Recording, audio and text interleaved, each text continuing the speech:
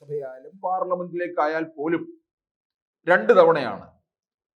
നമുക്കറിയാം മുൻകാലങ്ങളിലൊക്കെ അതുപോലെ തന്നെ കേഡർ സ്വഭാവമുള്ള CPM ചെയ്തുകൊണ്ടുവരുന്ന കാര്യമാണ്. പക്ഷേ ഒരു തവണ കൊണ്ട് തന്നെ പാർട്ടിക്ക് മതിയായിട്ടുള്ളവരുണ്ട്.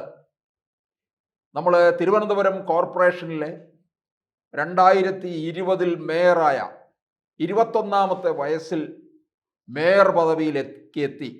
ലോകത്തിലെ തന്നെ ഏറ്റവും പ്രായം കുറഞ്ഞ മേയർ എന്ന് പറഞ്ഞുകൊണ്ട് കൊട്ടിഘോഷിച്ചു കൊണ്ടുവന്ന മേയർ ആര്യ രാജേന്ദ്രന് ഈ വരാൻ പോകുന്ന തദ്ദേശ തെരഞ്ഞെടുപ്പിൽ സീറ്റ് നൽകിയിട്ടില്ല.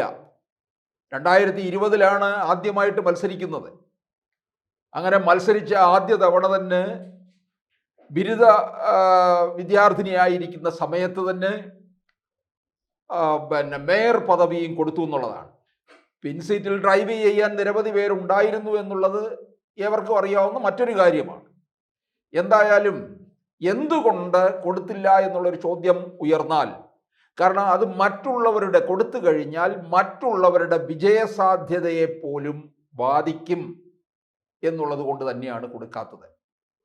നമുക്കറിയാം, മേയർ സ്ഥാനത്ത് കയറി തുടക്കം മുതൽ ഈ അവസാന നാളുകൾ വരെയും എല്ലാ തരത്തിലുള്ള ജനോപകാരപ്രദമായിട്ടുള്ള ഒരു കാര്യങ്ങളും ചെയ്തിട്ടില്ലാത്ത ഒരു മേയറെയാണ് തിരുവനന്തപുരം കണ്ടത്. അപക്വമായിട്ടുള്ള പെരുമാറ്റം, ഇടപെടൽ, തലയ്ക്ക് അധികാരത്തിൻ്റെ ഒരു മത്തു പിടിച്ച സ്വഭാവം, ഇതൊക്കെയാണ് ആര്യയിൽ നിന്നുണ്ടായിട്ടുള്ളത്.